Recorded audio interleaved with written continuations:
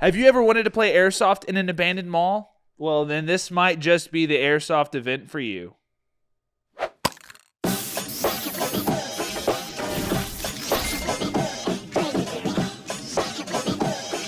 was going to clap. I'm not going to clap. Welcome back, everybody. Episode 34 of the Port City 34. Podcast. That's crazy. What Dude, a random number. It's That almost really... as old as my dad. Sure. Yeah. Right. Yeah. I mean, yeah. Anyways, today we're talking about Thunderdome 3. Thunderdome. Thunderdome 3 happening 3. October. What was it? What was it? October 20 through 22nd. Oh, it looked like an 8. I was like, how are they going to do that? Yeah, October 28th through the 22nd. No, October 20th through the 22nd. In Durham, North Carolina. Oh, it is at the same mall, isn't it? It is at the same mall. We went to the last iteration of Thunderdome, Thunderdome II, and we are basically here to kind of tell you guys what to expect if you'd like to attend this event. We're not affiliated, not sponsored. Affiliated. We just are doing this because we want to highlight some cool Airsoft events for you guys. You may have seen our last video about Rev Omega a couple weeks ago. If you go to their website... Hang on 1 second, Isaac. What's up? Are you recording the screen on this? Freaking stupid idiot guy. And nothing even happened. All right, well, after I fixed that mistake... Dude, what are you talking about? What mistake? So we went to Thunderdome 2, like I was saying, and Thunderdome 3 is coming up. I, unfortunately... It's just not in the cards for us right now. But we couldn't go because your wedding's like my wedding is like right around then. So really awesome event.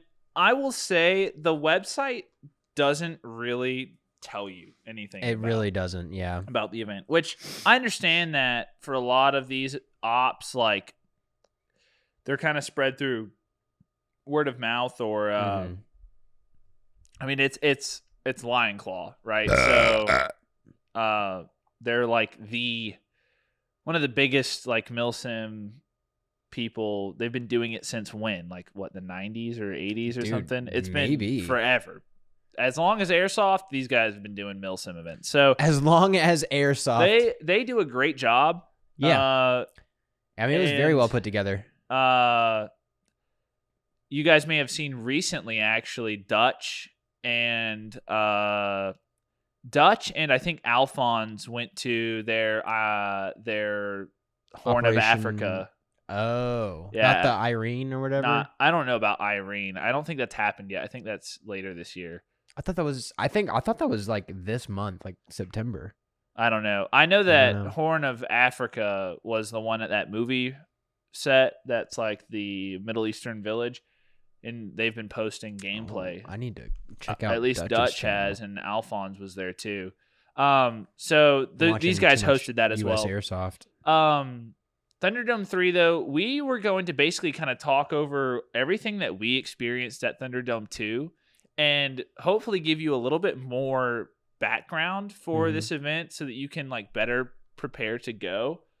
And we're just going to start off we're here on the homepage. You can tell. Dude, I know exactly where that is too. That spot right there, yeah. We got in quite the firefight there. Thunderdome 3, Durham, North Carolina, October 20th through 22nd. Wait, the Cartel won back to back. What? Yeah, Cartel have won a few times now. 2 times. So Operation Thunderdome 3, the Cartel faction won back-to-back narrow victories over the well-fought and well-commanded DEA faction. Can the Cartel three-peat? I like that. Or will the DEA stop the Cartel's mission-focused approach? Join us over October 20 through 22nd, 2023, weekend at Northgate Mall, Durham, North Carolina, for the 3rd installment of Thunderdome. So the first installment, they won. The second installment, the Cartel won. I guess we should give some background for that. So basically, this is like a big game of cops and robbers. Yeah. So it was the DEA versus the Cartel. We were DEA. And we absolutely smoked them on the first day. But they keep winning. I don't get it. They're coming out right at the end. They're like the last day. Basically, they just get, I don't know. They just win on the last day. That's weird. So, by Because points. we did win the first 2 days. It's measured by points. So basically, like the team, I honestly forgot that we lost. It was really fun. The objective is really fun, and you should definitely play the objective. But like the experiences that you're gonna get from this, that's the fun part. It's not like, ooh, we won. It's just, I really considered what we did to be. We did a good job. We just did fun. Yeah. We had a good time. We had fun. We followed our orders, you know? So, but basically, it's DEA versus Cartel, and it's a war over, like, contraband. So you're looking for drugs, drug props. There was like gold bricks. I mean, I was looking for real drugs. Stuff of that nature. Maybe that's why I didn't find any. Didn't find any, yeah.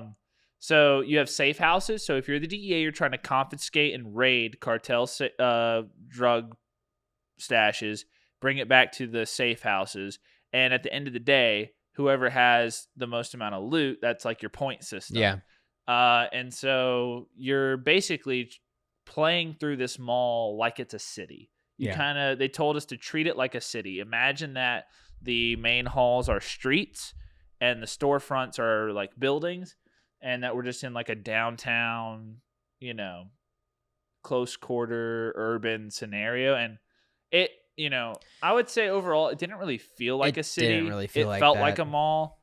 It's kind of hard to get away from that when you're just when they haven't done anything, like they haven't painted the thing, like the main strip. They haven't done anything really to the buildings, other than like they've added some like makeshift signage. But other than that, they haven't really done anything to change the facade. So it is hard to kind of disassociate that. But I think the concept of it's a city helps you visualize the layout better, maybe in the sense of like, okay, the courthouse, I know that's in this area at this intersection.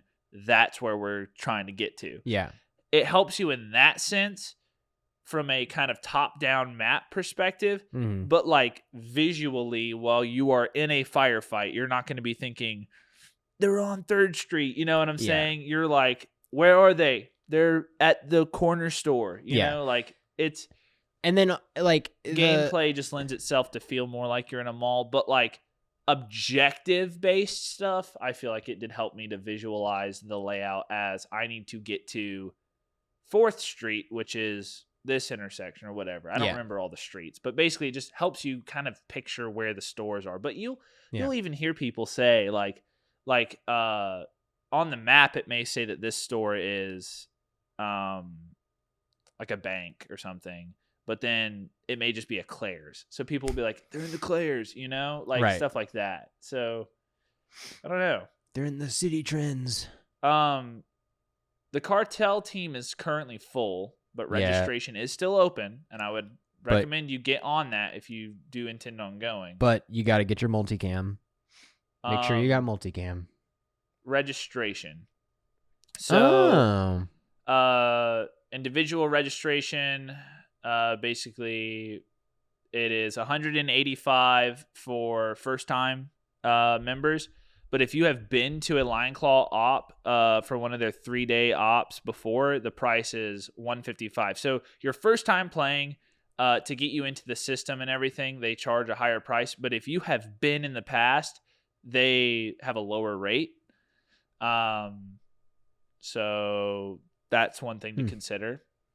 A full payment is required at the time of application. In short, until your payment is in, your name is not on the list. This is to avoid deadbeats holding up space for no reason. You know how airsofters be, where it's like, oh, I'll totally be there, dude. And then the day of, it's like, oh, sorry, man. Yeah. Last day of drop on request is October 5th. No refund after the 5th. What is drop on request? I think that is like you are canceling. Like, oh, I'm not going to be there. Maybe. I think. Okay, no refund after October 5th. So that's probably what that is, yeah. Yeah. Military firefighters are exempt with valid proof of duty. $40 processing fee is applicable to any registration changes. Huh. And then only minors 15 or older and accompanied by a legal guardian on site are allowed. So you have to be 15 years old or older. So for Lion Claw events, 15. 14 is too young for Airsoft. Yeah. All minors must submit a parental consent form. Application fee covers your Friday, October 20th. Night mission. Enjoy night mission. Full day Saturday, October 21st, and half day Sunday, October 22nd. Event commemorative patch, which I'm not wearing mine. He has his on. Mine is actually, we keep mine up on the wall so we can represent on the patch wall. Boosh! Thunderdome 2 market expansion was the one we went to. And then a raffle ticket for Sunday raffle. All applications are subject to review and screening. We reserve the right to reject any application form from anyone deemed unfit to be part of this event. Only participants are allowed at the AO enforced by game staff. Uniform requirements. They go into much more detail in your Warlord, I think is what it was. Or no blue top. They send you a bunch of information about the event after. But this looks like it's a little bit more fleshed out than the last one. Multicam for the DE. It doesn't specify DEA though. That is DEA. I think that's just a typo. What is Despat? I don't know. I don't know Despat. All tan jumpsuit or cartel civilian attire, jeans, no blue tops. That is a little bit different than last time. What was it? Despat? Despat.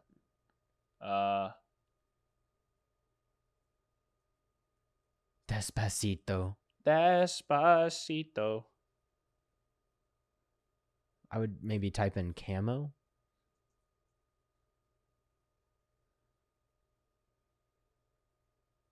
Or it said uniform is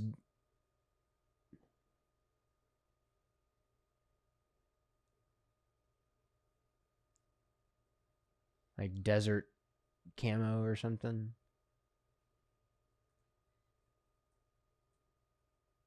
Maybe it's made up. Maybe it's not real. A chef's coat. Yes. Perfect. Yes. So DEA can dress like a chef. Okay. Yeah. Huh. So I don't know what Despat is. Yeah, I don't know. If you know, comment down below. Maybe it's the dress we blues. We have beautician's work clothes, KTV service, or we have a bard from D&D. An actual bard, dude. Or we have Nazi scientist. Or we've got developing mustard gas. Or we've got it's it's Mark. Well, right next to that is a commander from Xandar, Nova Prime. This right here actually to me looks like Commander Keyes from Halo. That also. Well, Commander Keyes was he had all white stuff. Did he? Yeah. Who am I thinking of then? Who's the guy in the first one? That's Commander Keyes. He's wearing gray in the first one. Yeah, but that's black. It's like a dirty-ish. It is not necessarily he wears gray. White in Halo 3. It's not necessarily gray. It is early Xbox graphics white. Yeah. But he does wear. Well, that's Star Trek too, so you know. All right. Anyway, it doesn't matter. Whatever. Doesn't matter. Wear a Star Trek uniform to this. Hey, it's still counts. DEA, but in the Star Trek universe, it's based off of the United States. No exceptions. Please do not ask. This event is biodegradable BBs and low/mid cap magazines only. That would be fun to do this with 30-round low caps. Yeah, if everyone was doing it. You have to have low caps for certain ones. You can see here with your registration stuff, talking about team members, photo release, identification, and so forth. Why does that word sound so scary? I don't like it. But yeah, we were gonna read over our handy dandy Warlord here. This was the one that we got with from Thunderdome 2. So some of this information may be different now, but this is just kind of to give you a more general more general information about the event that you may not get from the homepage. I think a lot of this, like registration, and then even like the personal protection equipment, like we all know. So they didn't. I don't think they required lowers, did they? Face protection and hearing protection are strongly recommended, but not required. Players who do not wear additional protection play at their own risk. Players under 18 must wear full face protection at all times. So at the very least, you need full seal ANSI-rated goggles. And if you're under 18, you need a full face covering. But they're letting you, if you're over 18, they're letting you kind of take the life of your teeth in your hands. You are required to wear ankle-high boots. Oh, yeah, that was true. At least ankle-high boots. You have to be wearing that. If you show up in tennis shoes or even open-toed stuff, I don't know why you would, but yeah, you'll get kicked out. Yeah. Don't wear Crocs. If you don't have, one thing that we didn't have is a gun bag. We had to buy one. We had to buy one. So this is the thing. Yeah. You're at a mall, right? Yeah. And it's a mall that is still in operation. Like there are still some storefronts that are external, and there's a movie theater that's over there that but in the have new movies in the parking lot. So what they say is have your blasters covered, right? So it doesn't necessarily need to be a bag. Like we got a double blaster, like nice bag. We bought it off of one of the people there. But we also saw people just wrapping it in a blanket, bringing the blanket with them and then putting it in a backpack or something. So whatever you do, they just say, hey, I understand like you're going to be walking up with tactical equipment. Just have your blasters covered. We carried our bags with us to the deployment area. Wherever we deployed, that's where because at the end of the day, we just run back and get it. Yeah. So at the end of the session, we would go back to where we spawned in at and just grab our bag. It usually wasn't a big deal. So it's a little bit of a walk, but it gives you some time to cool down, and then everyone's trying to filter out, so it lets people kind of filter out. You're not standing in lines and whatnot. They have some rules about basic like airsoft rules, like etiquette. Hopefully, this is stuff that if you're playing a Milsim, this is all pretty standard. Yeah, just call your hits, follow the chain of command. Be polite. You don't get kicked out for being disorderly. No reel. Don't bring your reel. They use there are grenades allowed at this event. They are highly recommended. People were spending hundreds of dollars a day on EG67s by the crate. Yeah, and using all of them that day. And I threw a total of 2. I threw 3. Yeah, maybe 4. And so what was explained to us was you're gonna get a grenade, and you're gonna find yourself in so many situations where it's like, man, I'm glad I have this grenade to throw. And then 10 minutes later, it's going to be, man, I wish I hadn't thrown that grenade because I need one right now. Yeah. And it was that. Highly recommended that you have grenades. We bought 6, 3 each. I broke one on accident. Oh, then I only threw 3. Yeah. Yeah. I broke one on accident and only threw 2. And we had a great time. Yeah. But very useful to have more. There was so many scenarios where we would have won that fight if we had grenades. Yeah. And they had grenades and just used them first. Yeah. Yeah. We were definitely, I would say, more hesitant. That was something that I noticed is because people were buying so many grenades, they were just kind of chucking them. Yeah. So it wasn't. People were throwing. Was the last 15 minutes of gameplay sounded like a fireworks show. Yeah. And everyone was like, I'm just going to dump all my grenades. And it was one of those things where we would be in standoffs with people. Like we'd be in a room and there would be people in the other room and we'd just be changing fire. And we would have grenades, but we didn't. We were like, I don't want to use it right now. Like, I think we can take this fight. But then they would have grenades, and they'd just chuck 3 into the room, and we'd be done. I think at one point I was in the corner of a room in a bathroom, and so there's the main room and then the bathroom, and they threw probably 4 grenades in the span of 10 minutes. Yeah. And none of them got me because I was in a second room, but like they thought I was in that room, the main room. So, excuse me. Grenades are encouraged. It's all expensive, so just keep that in mind, but definitely encouraged, recommended for sure. And they're fun to throw, man. They're fun. Yeah, they're super fun. Just like getting up to a storefront, and you got your buddy covering the entrance. We've got and you're clips, standing there, you'll see. and you just break your wrist on that door frame. Yeah, it's so nice.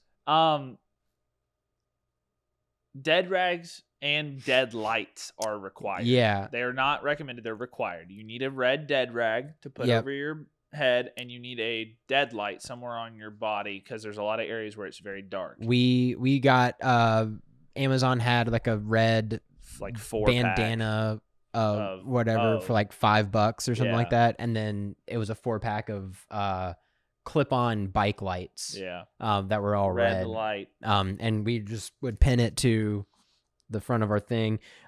We would keep the dead lights on, and then I'd just have the dead rag like in here. So if I got shot, I would boop. Oh, little tools. Oh, hey, there it is. Yeah, dude, what else is in here? Hey.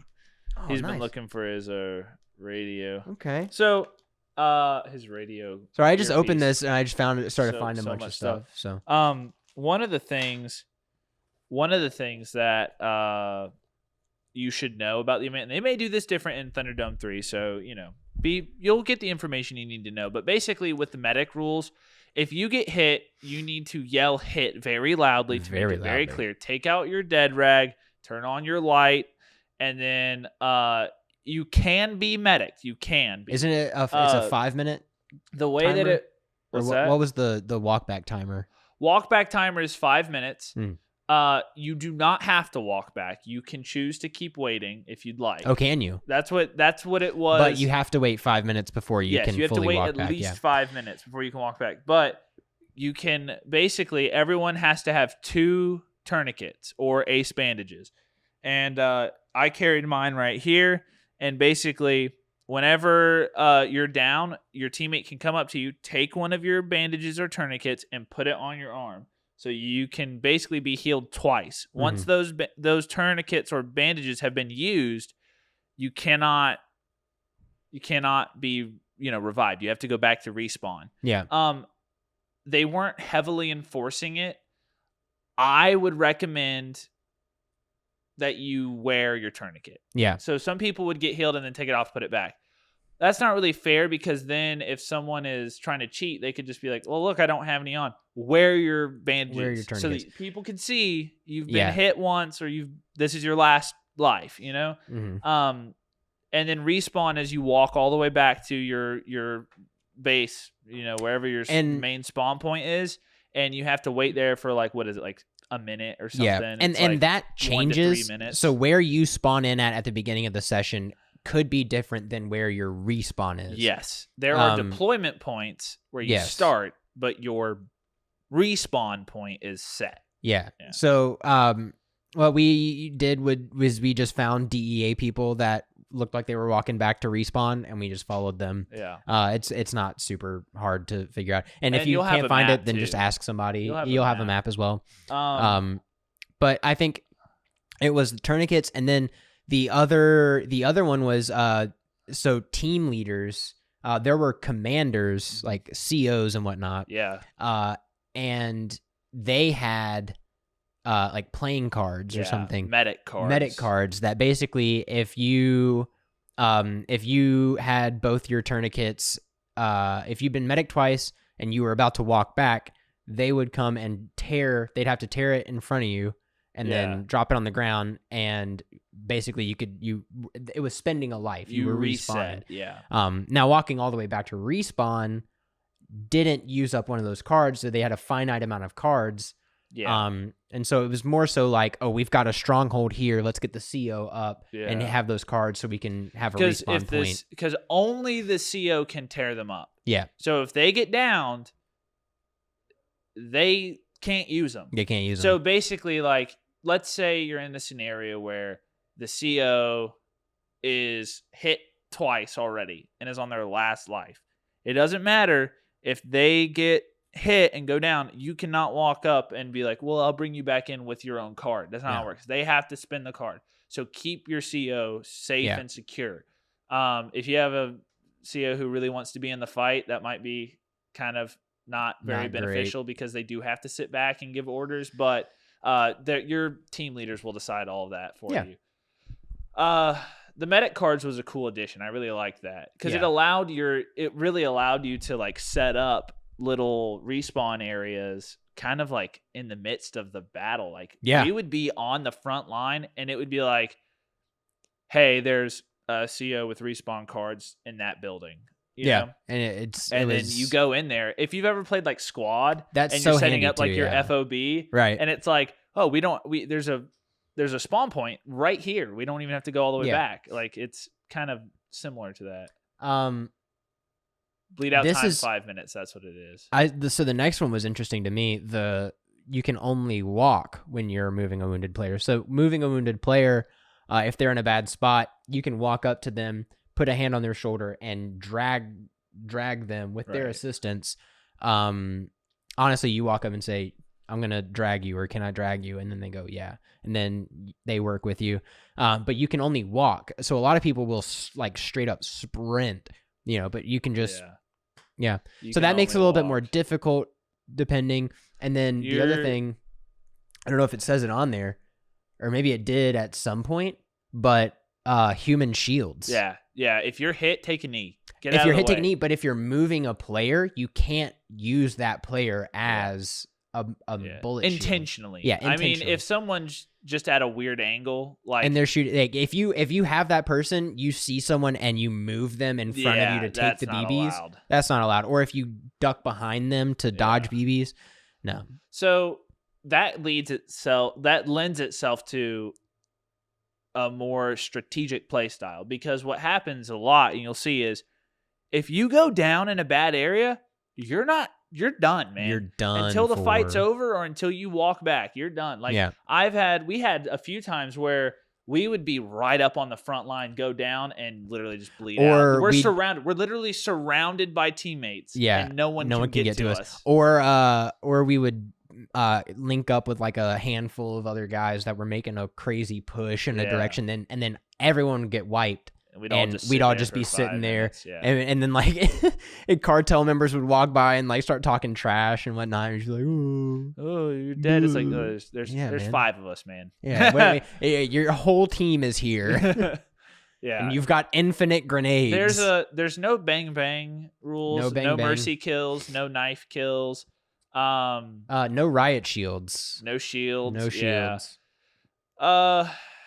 You're gonna be. Was there minimum engagement distance? No, but there is chrono rules. So you had to be under 155 joules. Is that where I think semi only 155 joules? Semi 0.2 gram BBs. Players should report to the chrono. Plan to use 0.2 BBs to chrono. Full eye protection must be worn in the chrono. LC staff will provide event-sponsored HPA 0.3 gram biodegradable BBs for chrono. Oh, for HPA blasters. Oh, I'm reading that wrong. It's not 0.2. It is players should report to the chrono station with an empty mag for each weapon they plan to use, period. 2 gun maximum at chrono at a time. So you can chrono multiple weapons, and use them throughout the event, but you can only bring 2 into the chrono at a time. So you're gonna have to chrono 2, get out of line, and come back. This is just to keep the line moving. We did our primary M4 and then our SSP 1s as our sidearm. But I don't think I ever pulled that SSP. Oh, dude, I got some. You know what I'm saying? I got some good kills with that SSP 1. I don't think I ever did. I don't think I ever shot it. In the last 30 seconds of the last day, like the very, very end, I literally pulled it out, stood up into incoming fire, and just and got like 2 guys with it. And then you got hit? No, I didn't get hit. Oh. Yeah. Because I shot them before they hit me. The BBs were coming and then just... Yeah. because the sheer force of the SSP-1 was deflecting. It was a air shield in front of you, deflecting the BBs away. We had said before grenades are allowed, but not in the basement. No grenades in the basement. Yeah, so you can go down to the lower levels. There's a subterranean. It is offices. Scary down there. It is. Oh man. It is like the back rooms down there, and it's dark. But there's a fire suppression system down there. Yeah. And so there's no ventilation. Really. If the grenades go off, the gas ones, like the reloadable ones, don't necessarily do this. The sound ones don't, but the EG67s, because they're combustible, the gas triggers the fire alarm. And there were actually a couple times that we had to pause the game because somebody used a grenade in the basement. Yeah, don't use grenades in the basement. Yeah, it's CQB tactical time in there. Have fun with that. Don't be the guy who just chucks a grenade into every room because he doesn't want to clear it. Like, clear a room, man. Red, green, and IR lasers are allowed as long as they are eye safe. Okay, that it doesn't exist, right? Right. Yeah. What's an eye safe laser? No blue or purple, and do not shine lasers in people's faces. Yeah, because there's no such thing as an eye-safe laser. Well, there are some lasers that will actually burn people, And I get that. No high-power lasers. But any sort of concentrated light going into the eye is basically, not good. The same thing applies with the flashlights. And what the admins said when we were there, because I asked, because there was no specifications on flashlights, how many lumens. They said there's no limit on lumens, but if I feel like your laser or your flashlight is too bright, I will ask you to point it at me. And if I don't like it, it's not good. It's not allowed. Not allowed. And so there is no hard limit. I used an O-light, a really high power O-light that literally lit up the entire room from like 100 feet away. It was nuts. It was insane. And I never got in trouble because I just didn't blast people in the face with it. Yeah. But like, If you were doing it and people were complaining, I'm sure refs would have something to say to you. You have to have a flashlight. Yeah. If you don't have a flashlight for your blaster, you need to get one because it is handy. This event, you're going to have it. You will not be able to play without a flashlight. Like all of the stores, there's no power, right? So all of the storefronts, in the backs of them, they're dark. Back hallways you can't see in, and in the basement especially. Mm-hmm. So playing without a flashlight is going to be like absolutely the most miserable. You can just get a cheap one off of Amazon. It doesn't have to be that's what I did. I have a $30 flashlight. It got shot out and it still works. But it was not as bright as the O-light, but it was bright enough to be able to like see what I needed to see, light up people, all the things you need a flashlight to do. Yeah. Dude, people were getting yelled at quite a bit for silhouetting in hallways. Yeah. Don't be an idiot. Don't shine your flashlight from the back of the line. All right? The guy in front doesn't want to be a silhouette to stand out. Yeah. I'm trying to see if there's anything. I don't really feel like there's much else to add. Yeah, so they talk about flashbangs, like blank fire stuff. That's just so dangerous. Like 9mm and 12 gauge loads, like that's just like that is deafening to the ear, Yeah. May only be used with primer loads. So yeah, like very low charge stuff because it's inside and we're not actually fighting each other, so we don't want to blow each other's eardrums. Yeah. When you're in a combat situation, if you blow that guy's eardrums, he's about to die anyway. Yeah. Ear Pro recommended. We didn't use Ear Pro and we're fine, but there was once or twice where it was like, boom. I mean, you're in a tight hallway. Happening? Yeah, like you're in a tight hallway. It is it is sheetrock. It's concrete. Yeah. Like it's gonna be loud. I had one guy throw a. Let's pause for just a second, and I'll let you listen to how the grenade sounded at the event. Just listen for a second.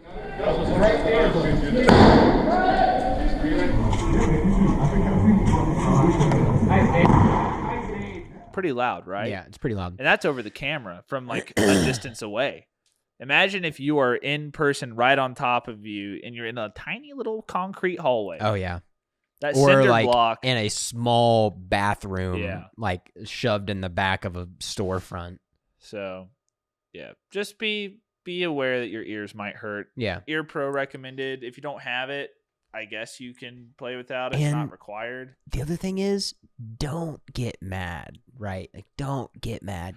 Yeah, it's going to be overshooting. It's going to be people blasting loud grenades in your ears. It's going to hurt. It's going to hurt. People are going to be shooting a little bit hot sometimes coming around those corners. Some people are going to chrono, and then they're going to crank their biz up. And all you got to do is just tell an admin, tell them who did it, show them what happened, and they'll usually look into it. They'll spot chrono someone. We had a bunch of times where like I think about the one time where we're literally 3 of us are in cover on this hallway looking at this door. The dude comes in, we get the first guy and he drops down, and then the dude behind him is just standing there. Yeah. All 3 of us are shooting him and he's like, none of you guys are hitting. Like, what are you talking about, man? There was a few times where it was so incredibly obvious that people got hit, and then we're upset at us for hitting them. Yeah. So I don't know. Some people this is what I've noticed. Some people are not in tune with their body and surroundings. Some people do not know how to remain connected to their body and their environment when under pressure, when under stress. So what happens is they get stressed out and their adrenaline starts going, and they're just thinking about how much they need to hit you, that they're not even processing that they're getting bing, bing, bing, bing, bing, bing, bing in the side. Yeah. And, unfortunately, man, sometimes you just got to take the L. There's a clip I'll put over right here where it's not from my POV, but you can see we're running into this store and we all come in and we're all getting lit up from the back room. I'm the only one who survives. I slide up behind a pillar and I'm peeking this guy. This goes on. The clip is really short. But this fight goes on for a solid 2 to 3 minutes before I get hit. And I literally, with my light on, peek around the corner. I watch my BBs bounce off of this guy. I'm watching them. He's literally standing completely silhouetted in the doorway at one point because he doesn't know I'm still up.